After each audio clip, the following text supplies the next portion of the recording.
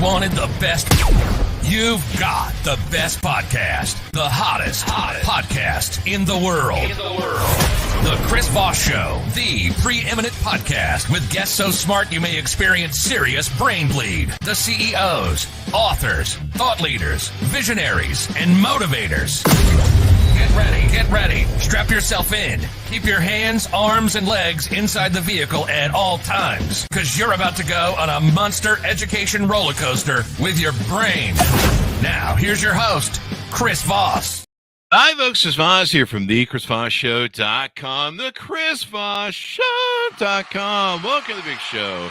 Oh, family and friends, our Chris Voss Show family, the family that loves you, but doesn't judge you, at least not as harsh as your mother when you burned down her favorite plant. I don't know what that means. Does anybody do that? I don't know. Maybe somebody did that as well. You know, I was sitting here in the intro, always trying to think of what I'm going to improv on what they call the ramble. I think that's a technical term in the business. I don't know. Somebody told it to me from France once. They're like, I like watching the rambles. I just go through and listen to all the intros. And I was thinking to myself, you know, Justin Bieber has the Biebers, or what is it the Bieberettes? What are they? Do you know what they're called, Karin? I don't, but I have a little Bieber fever, so there you go. That's all I know about. Yeah, so he has those people, and I think there's a few other different rock stars that have like a thing. And I was listening to the intro, and I was thinking maybe the Chris Voss Show has the Brain Bleederettes or the Brain Bleeders. That's what fans are. The Chris Voss Show, the Brain Bleeders. Oh, they could be like cheerleaders. I actually have cheerleaders with the Brain Bleeders, branded pom-poms right here. So I'll be your little cheerleader today. Cheerleaders of the Brain Bleeders. Brain Bleeders coming to a concert tour opening for Sting next week. The Brain Bleeders and featuring, I don't know who the hell's at the helm of that. Anyway, moving on. We have an amazing author and brilliant mind on the show. And of course, none of them are me. So that's why we have guests, so that we can have smart people on the show to educate you guys, make you guys smarter, not make you. I mean, we don't want to force you or anything, but we're going to coerce you in a very casual and very inviting way, where you're going to be like, do you want to be smarter? You could be smarter if you listen to this show. And you're like, if you're not going to force me, I'll go ahead and do it. As always, folks, we'll get to her in a minute and her amazing book and what she's written. She's written a few books. But in the meantime, go to goodreads.com/Chris Voss, LinkedIn.com/Chris Voss, YouTube.com/Chris Voss, and guilt and shame your family and friends to subscribe to the show, that we can do that. Someone already from the audience is saying, no, that's not our fan names. Well, Jennifer, thanks for dialing in. I guess you should come up with whatever the fans are for the Chris Voss Show name. Today, we have an amazing author on the show. Karin Freeland joins us on the show. Her newest book that just barely came out, September 19th, 2023, Grab Life by the Dreams is its title. And we're going to be talking to her about what's in there, because you know what? We all have dreams. We all need to grab them more, because I've seen a few of us. We're not fulfilling our dreams as much as we think we'd like. Karin Freeland is a certified life reinvention coach who coaches highly achieving women looking to achieve success without sacrifice and make their dreams a reality. She's also a speaker, a podcast host, and award-winning author. Her new book, Grab Life by the Dreams, empowers women to build a regret-proof and intentional life. She is a wife and mother residing in Greenville, South Carolina. So there you go. Welcome to the show, Karin. How are you? I'm awesome. I'm so excited to be here. Thanks for having me. There you go. I almost went into a new line where you're like, you had some other details there, but I got the bio out. So welcome to the show. Give us your .com so people can find you on the interwebs. Absolutely. It's KarinFreeland.com, and Karin is Karin, Freeland, Freeland.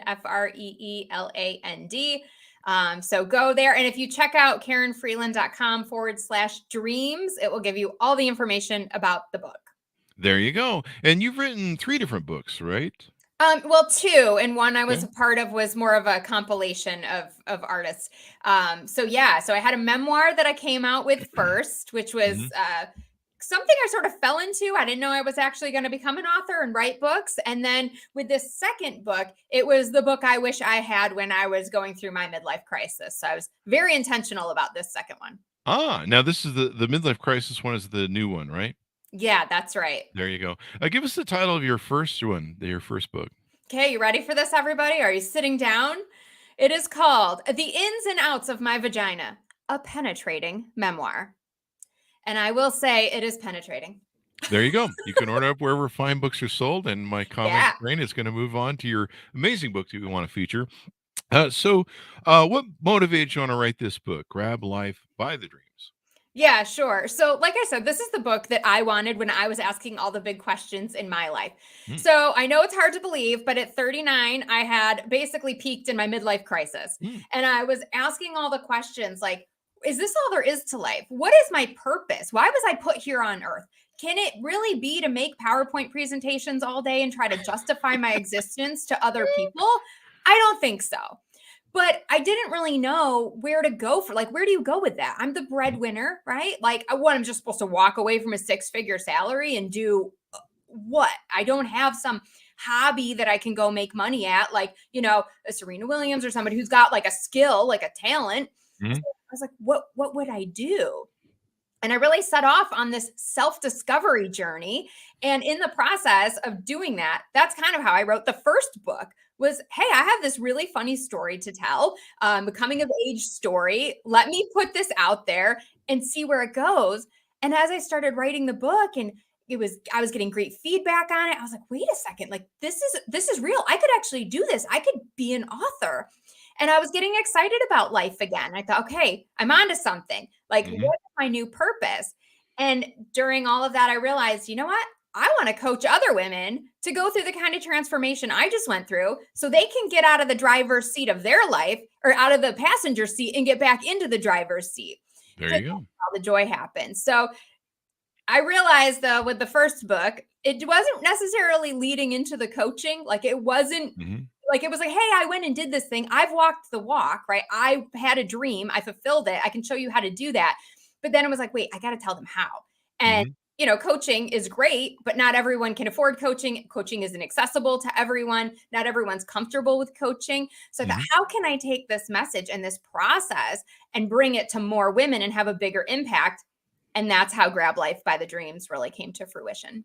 There you go. And the subtitle, I guess, or the subline of this is The Essential Guide to Getting Unstuck and Living Your Purpose.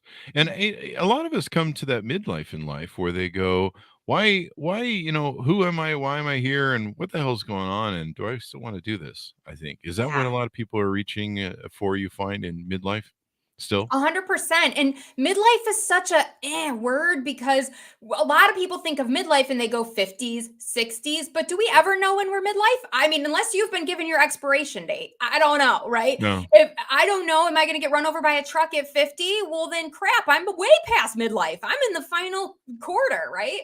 Mhm. We don't know. And so, in a way, I hate to use the term midlife, but I don't have a better way to describe it. It was just those big questions. And the women that I work with, they're all different ages from as young as 25 up to 67. I mean, it's like I got a wide gamut here. Mhm. And they're all coming to me saying the same thing like, what's next for me? This thing that Oh, used to bring me joy and passion, it's not there for me anymore. wow. Yeah, it's interesting. Now you talk about well, hold on. Let's back up just a little bit to what we like to do on the Sure. show. We like people to get to know you a little bit better. Tell us Yeah. about your origin story, your history, how you grew up, and kind of Mhm. what got you down this road that you've arrived at. Yeah, so I grew up in a little town in upstate New York called Vestal. I was a dancer competitively. I was a cheerleader, so I've always had this much energy. It's not just an anomaly. And the pom Um, poms. yes, and the pom poms. And I just was a social butterfly. I always loved to be around people, to motivate other people. Public speaking has kind of always been my jam. Hmm. And after school, I really wanted to pursue my dreams. And so I went to college as a dance major. Hmm. And then afterwards moved to Florida, was in Miami for about 2 years. Got some good traction in some films and things and figured, you know what, let's go to New York. Like, let's do it in the real market. And there came a point during my acting journey where, like all starving artists, you go, okay, something has got to give. I need to make some more money and actually have some food on the table. So I got this crazy idea that I was going to quit waiting tables and I was going to go get a job for 1 year, save up all my money, and then go back to acting. Hmm. Well, I got a job selling Blackberries at T-Mobile and I got that first commission check and it was 4 numbers. I'd never seen so much money on a check before. And I was like, well, let's let's go to the Coach store. And so I got what I say is addicted to the money drug. And the rest is kind of history from there. It was like an addiction in me. Like, what is the next title I could get? How much money could I get paid in my next job? And I was constantly gunning for that next rung on the ladder. And I did that for about 15 years, chasing paychecks and titles until, it all came crushing down in a midlife crisis. And I was like, this is not working. What am I doing?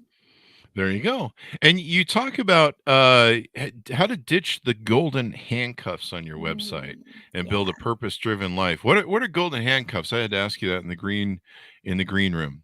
Yeah. And it's such a fascinating term. And I remember the first time I heard it, and a guy that I was working with, he was a big director at our tech company.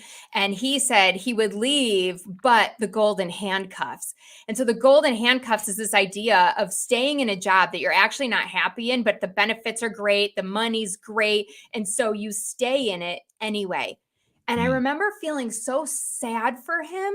Like, oh, that's so sad. You don't actually want to be here, but you just do it because of the golden handcuffs. Wow. And then I realized a few years later, oh my gosh, I'm that guy now. Like, I'm the one with the golden handcuffs on.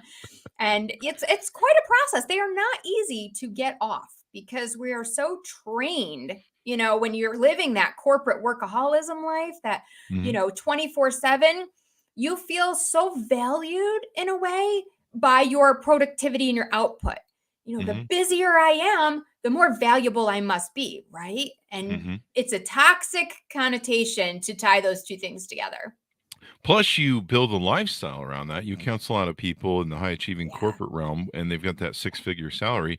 You get trapped by it. I grew up poor, and I started my first company at 18, and I wanted everything. All the things I grew up seeing when I was a child in North Hollywood, and I thought that would fix all my problems because I had a few issues. I know that's surprising to most people. Because clearly I've resolved all of them now. Haven't we all? Right now, my psychiatrist is texting me. He's like, I need to see you next week. But it's a daily thing, actually. I should probably admit to that. But I wanted everything. And the problem was I got all that stuff and I built this huge life with homes and cars and everything else. And it became that line from Fight Club where the things that you own end up owning you. Yeah. And then it became, this you have to make all the payments and feed all the machines and pay all the things and you have to keep that lifestyle that you've raised up, at a 6-figure salary. You can live kind of fairly well in this world. I think it depends on how where you're on the 6 figures, but or where you're on your tax base. That's my biggest problem. No wife and no kids. I need to find some dependents. Anybody want on the Chris Fox there show? You go. Can I write off dependents to listeners?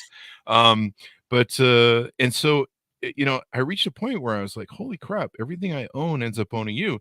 And so, as you mentioned, the golden handcuffs, you're trapped in that lifestyle because you can't just quit your job and just go like, I'll just leave and go, I don't know, farm lettuce for a living or something. Right. You can and you can't, right? But there is a process to make that actually happen where you'd be comfortable enough to do something like that, right? Like I never tell my clients unless they're really, really in a toxic environment and it is wearing on their physical health and their mental health to a point where it's dire straits. Otherwise I would never say just like, up and quit your job. Right. And that's why the book is so great because it's going to walk you through the process that you need to take to get from point A to point Z of where you really want to be intentional about being. There you go. I love what you said about the things, owning you and stuff. And so many of the women that I work with, they feel guilty because they are in a blessed place. And on paper, their life looks so good, right? It's like they've got the 6-figure salary. They've got the Benz in the driveway. They got the nice house and the marriage and the kids. But actually, the marriage is a little on the rocks right now because they're not connecting and having time for that. Their kids are constantly like, Mommy, get off the phone. Mommy, pay attention to me. And then she's torn in both directions. Do I spend time with my kids or do I drop the ball at work? Like, and so it's this like toxic situation that we're in and we have so much guilt. And so I'm really also admitting that, like, it's okay to feel guilty and there's a way out, right? We can work through gratitude. And, I teach some exercises and things in the book that are going to help with that type of stuff. There you go. I get guilty about not spending enough time with my two dog children, and Yeah. I think guilt is okay. I mean, you back me up or tell me on this what you think, but I think guilt is okay because it's a signal that says, "Hey, maybe you're not happy. Maybe there's something you can improve here, and maybe you should just send the kids off to military school till they're 18." Yeah, yeah, I would agree with that. I love to talk to my clients about signals. I had Mhm. a woman recently, high achieving corporate woman. She's chief of staff, and she was like, "Why am I not able to control my emotions at work lately?" And I'm like, "That's your alarm bells. That Mhm. is your internal, soul telling you this isn't right. This isn't right, and you're not listening to it. So now the signals are getting louder and louder." And Mhm. I experienced a ton of that self sabotage when I was in corporate toward the end. I was just so toxic, and I would say things in meetings. And as the words would come out of my mouth, I knew, I'm like, "Don't say that. Don't say that." I'm like, "Well, I just said it. Damn it. How do I walk that back?" We just sent the missiles. Yeah. Someone writing in the show, Matthew. What do they call the entrepreneur handcuffs? We still have the same workaholic mindset. In fact, we might be worse. I don't know. Oh. Is it probably? I mean, golden handcuffs can still be that, I guess. Perhaps. I guess I'm curious. So, a lot of the workaholism for me early in the business carried over. It was an old habit that I really had to do a lot of work around. When I first started, my business coach, asked me, "Karin, what do you want your new business life to look like?" And I was like, "I don't want to work Fridays." And then Friday came around, and people would be like, "Hey, let's hop on a call," or "I want to do this." And I'd look at my schedule and be like, "Well, I'm wide open on Friday." And I'd start plugging in calls and fill in the day that I was supposed to be off enjoying.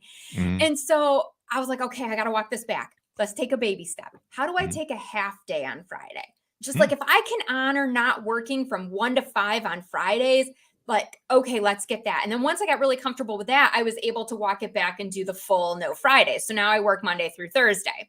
Mhm. So this is, just, I don't know about the entrepreneur handcuffs, what those would be called. That's a new term. That's interesting. I But yeah, those old habits definitely die hard.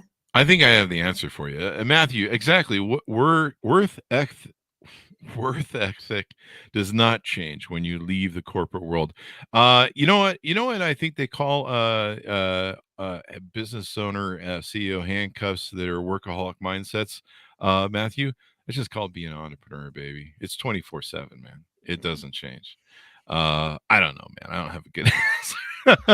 He says I started taking Fridays off, knowing that Saturday I would be back to work and mindset. Recently I started doing a little bit of burnout because we did Mm. 655 shows last year. We just hit our annual fiscal with the numbers on August 30th of this year, 2023. And we actually had some really slow months. We did the big CES show, and I was fried from CES for the week of CES. And we didn't have a lot of shows that month. I remember February was slow. So we actually probably should have been, I don't know, 700 or 800 shows. And we're pushing to go to 1,000 this year. But I've been really fried lately at everything we've been doing. And it occurred to me that my studio is in my home. And while I've worked out of my Mm. home since 2014, like all these people in COVID, they're like, "We're working at our home." I'm like, I've been here for a while. Go away. Leave me alone. This is my space first. Um, I started really experiencing burnout because we're doing more and more, and the show's just gotten more successful. And I've just kind of learned that what I have to do on Saturdays and Sundays is I got to leave, man. I got to go Mhm. someplace. I got to get a bed and breakfast. I got to go out to some fine dining. I go travel in the countryside.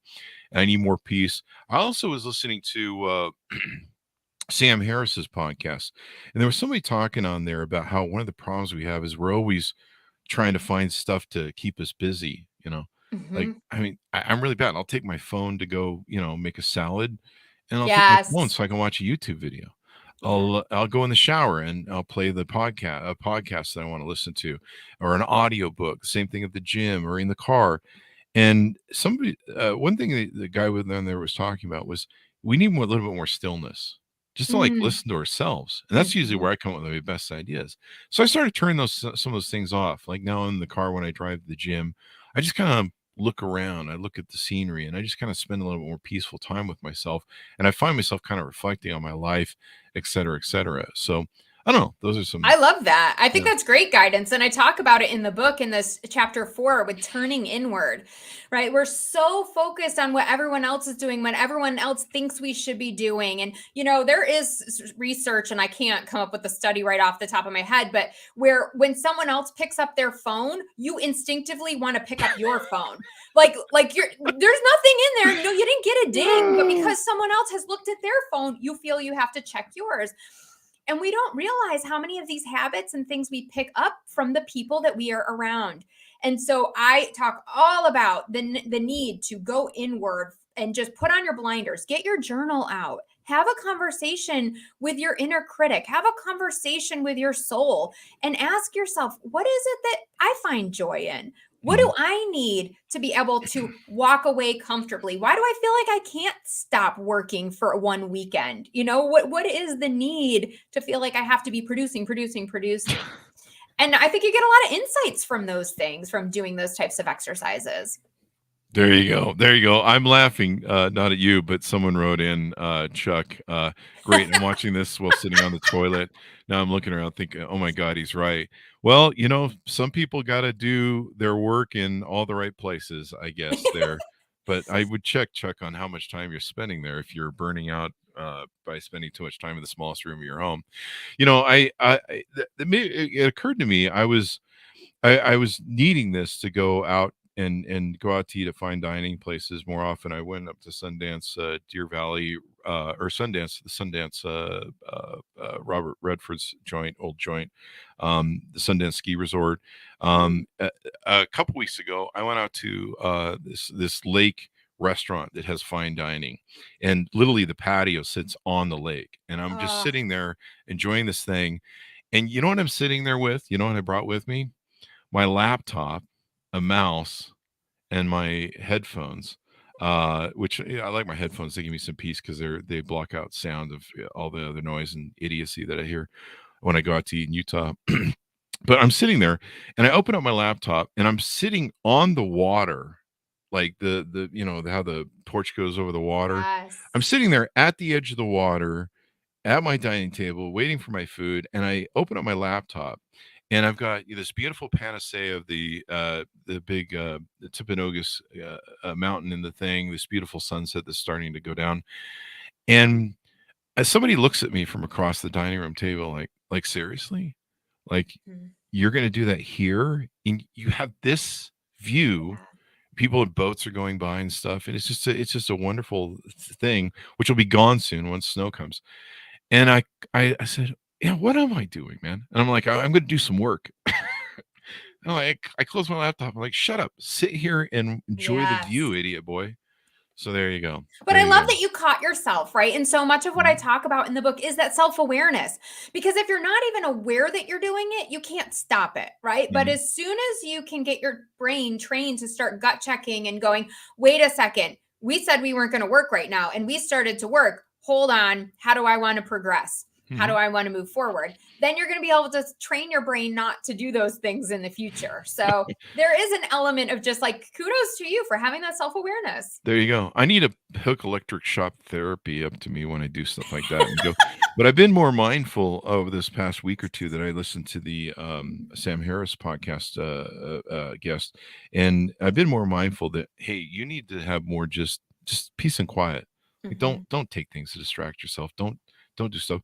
Spend some time with your thoughts. And it's almost like we're kind of afraid to spend time alone with ourselves and in our thoughts. Yeah, because sometimes we're actually afraid of what they're going to tell us. I mean, and I remember that very much with, wanting to leave corporate. Like, what do you mean thought I'm supposed to leave my job, my security of my paycheck? Although, let's be real, that is a false sense of security because all the companies I worked at always were having layoffs and rifts. But there was something that felt secure about being on somebody else's payroll. And so it's like, it's very hard for us to detach from those thoughts and be willing to take the feedback from our own brain that like, no, this isn't actually working. We need to do something different. There you go. Now on your book, you talk about different things, identifying what you want out of life so you can achieve success on your own terms. And I imagine that is kind of framed around imagining what you now newly want, or maybe how things aren't working for you, because obviously you may have achieved what you want and then you're not happy with it, right? Yeah, So, I see that a lot of times. mhm, Somebody goes to school, they think this is the thing, they got their master's degree, this is the thing they're going to want to do. And they're like, shoot, this isn't fulfilling me. mhm, And what do I do? Should I just stay and keep doing it or switch back and do something else? mhm. And we go through that. You go through a lot of cathartic times. I've been through on a million, I call them my adventure times or periods of my life where, I'll take 5 years and I'll be like, I want to be a professional photographer, and I'll buy like, $10,000 worth of cameras and crap. And then I'll go play with that for a while. And then, I'm like, I don't know, I'm bored of this. It's not really sticking. Thank God podcast is the one thing that I enjoy and stuck with. In fact, it's the thing I love the most. But other than that, it's just, you go through these times in your life where, is this Mhm. all there is? Or sometimes you realize you adopted things in life that were kind of socially put on you, Yes. because I mean, I think it's probably different for women, because there's a lot of social pressure and then familial pressure that comes to their family. When are you gonna have kids? All that Right. stuff. For me, there was a great line that kind of talks about that in Fight Club, where I think Brad Pitt's sitting in the bathtub, and he says, I don't know, my dad told me to, when I grew up, I graduated high school. What do I do now, Dad? Go get a job, or go to college. Oh, I went to college, and then go get a job. He's like, we're living these lives that are just being told Mhm. to us, and like we're not really giving any thought to, what do I want to do? Like, do I Yeah. really want to do this? Totally. And that's what Grab Life by the Dreams is all about. Like, There you you go. have a dream that was put inside your heart, and it's in there, and it's probably been there for quite some time, Mhm. although it may have changed or it may be a new development. And just giving ourselves permission to acknowledge them and to go after them is so freeing. And that's what a lot of people aren't doing. They're just not giving themselves permission to explore it because of all the things that society has told them about how you're supposed to adult or, live your life. Mhm. And I had I a oh god. I did that last week. I left the Thunder Down Under strip club in Vegas, and my dream is to be on the Chippendales team. So I'm Oh, working to that right now. good luck. I hope you manifest that. Keep putting it out in the universe, and you never know what could come your You way. never know. You never know. I had to hang up the thong after 40 years at Thunder Down Under. I don't know what that means. Great. You talk about something in your book called the simple, proven, four-step process to truly edit in capitalized letters, your life. Tell us what that is. Yeah, so edit is the methodology that I came up with for my coaching program, for my one-on-one coaching. And so let me tell you first how it sort of came to fruition. When I was working with my first editor and I would send him a chapter for the book, I noticed how he never threw out the whole chapter. Like, he was never like, Mm, Karen, this is all garbage, toss it out, start over. But he might say something like, hey, let's take the punchline and move it here, or let's save this for the end. And, he would just kind of tweak some things. And then we'd read through it and be like, dang, this is a really good chapter. Okay, super. Moving on. Next chapter, right? And life coaching, I have found, is so similar in that we're not throwing out your whole life. Just because you need a life coach doesn't mean that things are necessarily all bad, but mm, there's a couple of tweaks and changes that you can make to make your life better, to have a better chance of achieving whatever it is that you want. So, EDIT stands for envision the goal, mm. document the goal, invest in the goal, and take action. There you go. Yeah, it's pretty simple. Envisioning the goal is all about like that dreaming big. Like, let's just forget right now about the how. Don't worry about the how, but what Mhm. are the things that you're interested in? What would that look like for you to change your life? And we look at it from different areas, from your career, from your relationships, from your spirituality, from your financial situation. So a bunch of different things, physical environment, right? Like all this stuff. What would that ideally look like? Okay, great. Now let's prioritize because we can't do it all at once. Mhm. Take the top 3 or so things and let's document it. Get those dreams out of your head and onto paper. Make a plan. We deal with SMART goals and all those good things to actually make it tangible. And then we move into investing in the goal. And every time I say investing, everyone's brain automatically goes to money, right? Oh, well, I don't have the money for that. It's not always about money. What are you investing your time? you're in. You know, people say, oh, I don't have time to start a business. I don't have time to write a book like you did, Karin. BS. You don't. What do you do every night from 7 to 9? Oh, I sit and watch TV. Yeah. Okay. Well, there's your 2 hours a day. That's 10 hours a week. Like, come on, you know, let's be intentional about our time. You might want to invest in people. What are the relationships you need to build to help open doors for you? What are the, it's a little acronym I came up with, TEMPLE. So time, energy, money, people, and learning. So what's a learning and development, or the skills that you need to help you get to the next level or whatever you're trying to achieve? There you go. Then lastly, take action. And it sounds so simple, but you'd be amazed how many people come up with a plan and then they don't do the right things to actually move the ball forward. So that's where a coach comes in really handy, because we can help you be accountable and following through on those actions week to week and making sure you don't get off track. There you go. Accountability and accountability partners are really helpful. That's how I got my book written, and I actually need to go find a new one for the new book, because it's still in the thing. I love the edit process, because do a lot of people, maybe they're not thinking that, hey, you can edit your life, right? You don't have to just get sick of everything and just go, I'm leaving, and go fake your death like I did my first 5 marriages. You can actually be like, hey, we can tweak this, we can edit it, we can fine tune it down to what we need it to do. Yeah. And I talk a lot about change too, and how you can navigate change.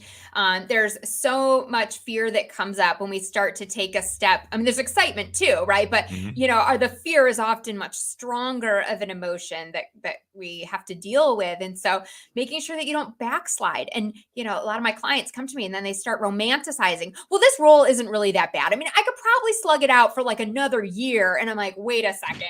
You just told me the other day you were crying in a bathroom and this, that, the other. Oh, you're right. Okay. That's Fridays around here. Oh no. That's the worst. I've cried in a lot of bathrooms and cars and conference rooms and, you name it. All right. Good times. Realizing you can edit your life, I think it makes it get you out of a mentality that you might feel that you're stuck in. Yeah. I think that's where a lot of people suffer, and they get punchy, and maybe they're crying in bathrooms, or they get elbows, and the anger things you mentioned, some of the things when you're going into some of your boardroom meetings and stuff, you're a little and I think that's because we do feel stuck, and as we've alluded to in your book, people need to try and figure out ways to get unstuck. Yeah, exactly. And there's a lot of us who are self-medicating, right? Or numbing the pain. And I do talk openly about my relationship with drinking. Certainly not judging anyone or telling anyone that you shouldn't drink, but it was one of those behaviors for me that I had to look at and go, is this serving me? How is this serving me? And what I found was it was very much a self-sabotaging behavior. It was a way for me to escape. And then it also was the thing that I could blame, right? And I'd also share about reward systems, because whenever you're moving towards a new goal or a new dream, you want to have a reward for yourself, a way to celebrate your big milestones. But my reward would come back to drinking. Oh, signed a new client, great, have a cocktail, or do this, go party on the town. And I was like, well, this isn't serving me. I'm basically rewarding myself with something that's going to take me back off track. And so being honest with yourself about these things, and there's so much that you are going to get in this book that is just going to blow the doors open for you. And you're like, wow, there's a lot of little tweaks that you can start to make. And talk about feeling stuck. You alluded to something you mentioned on your website, your health, you think is an afterthought, and you're just too tired to bother working out or doing other things. That's another place where you can feel stuck and really ground down. And, I drank pretty heavy for 20 years. And for a lot of times it seemed to be a fuel for me. It was like, hey, I got all this, I was running 3 companies at the same time. Like, I got all this paperwork to do. I got all this crap I got to do. Let's have some vodka and, hey, some Red Bull, and wow, I'm jacked up for another 3 hours where we can get all this paperwork done and stuff. As an entrepreneur, it just, you live, sleep, drink, eat business, and it's not healthy. But neither was what I was doing to myself, chemically, abusing my body. And, the next morning you wake up, you're off your game, you're dehydrated for 2 or 3 days. Now I live a much better life where I don't drink.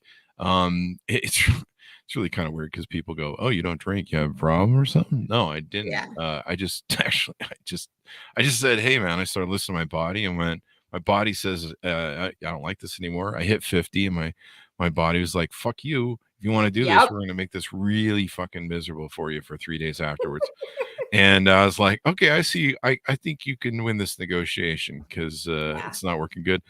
But, eating healthy, eating right, that's probably some other things you talk about in the book or balance with Yeah. your coaching clients. Working out, of course. Mhm. And it's like we're pouring into everyone else, us men too, but women, we're a little extra when it comes Mhm. to taking care of everybody else first before we take care of ourselves. And so the first thing to go out the window is that 20-minute run in the morning. We're getting on Mhm. the treadmill at night. It's like, well, no, I'm tired and I got to bring Johnny to soccer and this one needs, help with their science homework. And so we forget about ourselves. And Mhm. of course, I'm not trying to breed a bunch of like self-centered women here or anything, but at some point, enough is enough, and we have to fill our own cup first. And so I'm giving Sure. you permission to do that in the book and to prioritize your own health and well-being. There you go. I mean, if you don't take care of yourself first, you don't have anything left to give to other people. That or you just have Exactly. this torn and tattered, beaten up, run down, burnout person, which is, I think I just described myself. I think Yeah. is that my Tinder Well, profile? I yeah. think it is. That's not going to help you. I can tell you that. No. It clearly it's not. So there you go. I have no DMs. So there you go. Well, and see, and that's so funny because it's like so many people are like, but Karin, I'm afraid to try this new thing. What if I'm not happy? I'm like, you're not happy now. So what do you got to lose? Like, let's be I real. like that Okay. realization you catch them on. It's already not working. Mhm. What do you have to lose? Try it this way and let's see how it goes. And then they come back and like, oh yeah, it totally, I feel so much better now that I worked out. Or, oh, I actually went out to dinner the other night and didn't bring my work phone. Guess what? Nothing blew up. I didn't get fired. I'm like, okay, see, we could start to wheel back the amount of hours you're working. And yeah. There you go. And just taking that space for yourself, like we talked about earlier. Jennifer says, when I hike, that's the best time to completely plug out. Nature, tech, I love zero tech. hiking. I like that. I like that concept of hiking because, I'll do that from time to time. Like I go sit in my backyard to soak up some vitamin D and make sure we get all the what is it, this the I forget what they call them, the rhythms. There's these rhythms that you can start, your circadian rhythms Oh for yeah. your sleep and stuff like that. And then the vitamin D is good for you from the sun. And so I'll do that, but then I like tempted to bring my phone out. And I'm like, no, Mhm. go out, play with the dogs, be in nature, contemplate the universe. Leave it alone, man. You're gonna be okay for 10, 20, 15 minutes, whatever. Yeah. Well, this is really insightful, all the stuff you have in your book. What haven't we talked about that we should tease out for people to pick up your book and of course, call you up to work for you reach out on your website?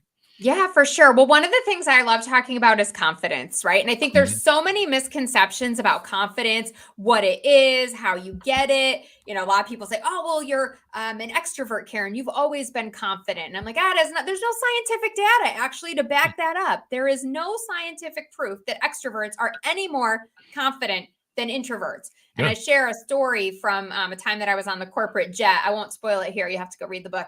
And I clearly was an extrovert, but in Mhm. that moment, I had no confidence. So Mhm. I want to share a definition. So whether you get the book or not, you're going to get my definition for what I believe confidence is. And this is probably counterintuitive to anything you've ever heard before. So I'm just going to read it for you so I don't botch it. Confidence is a deep trust in your own capabilities and a desire to try something new or different. Mm. Understanding that even if things don't work out as intended, you'll have learned something in the process. So if Ah, anyone's mind is exploding, it doesn't say being right all the time. It doesn't say having no fear or everything feeling great and no pain or discomfort when you try something new. And I think there's a lot of misconceptions. So I hope that definition will be freeing for some of you and let you see that, hey, as long as you're willing to try something and you trust that you can figure it out and you know that you're going to learn something, it's not really a failure if it doesn't go right. Like you are, that is being confident. There you go. And confidence helps if you want to achieve what you want to do. So as we go out, Karen, give us Yeah. your final thoughts, final pitch on the book. Okay. Go get Grab Life by the Dreams, available wherever books are sold. This book is going to change your life and take you from stuck and frustrated to really figuring out that intentional life that you want to live. So get out of the passenger seat and into the driver's seat. There you go. People love the definition from the audience there. Thanks, Oh, Matthew. thank you. There you go. I hope it's helpful. Order up the book, Matthew. I think it sounds like a book that's great for guys too. Both men and women. I think anybody can enjoy it, right? There I you do go. share a lot of my client examples, the women that I work with. So it's written with a lens towards women, but I mean, all the stuff in there is applicable to anyone. Yeah. Everybody goes through the cathartic times in life and goes, hey, you know what? I don't think I like what I'm doing. And I think some of the signals we talked about is, when you're miserable or when you're unhappy, you should be like, hey, why am I so unhappy? I don't know. We just call it Fridays around here, whatever that means. So Karen, thank you very much for coming on the show. Give us your .coms. Where can people find you on the interwebs, and how can they reach out to you too to talk to you about potential coaching, et cetera, et cetera? Sure. So KarenFreeland.com. You can go to the life coaching tab and book an edit your life jumpstart call. We'll talk for 45 minutes, see what your big vision is, what's holding you back, and make a game plan for going forward together. And if you want to go to check out more about the book, KarenFreeland.com/dreams. There you go. Thank you very much, Karen, for coming on the show. We really appreciate it. It's been fun. My pleasure. There you go. Thanks to our audience for tuning in. As always, thanks for our commenters and the people who sent in some of the comments. Some got made on the show. Some are funny as hell. And there you go. And I hope Chuck gets out of the bathroom there. But, if a job is a job, there you go. Just do it well, as always. And I don't have any further jokes. I'm going to leave that one alone. Go to goodreadsfolks.com /Chris Voss. Tell them Chris Voss sent you. Go to YouTube, LinkedIn, and TikTok, and see the Chris Voss Show over there as well. We certainly appreciate you guys being here. Thanks for tuning in. Be good to each other. Stay safe. We'll see you guys next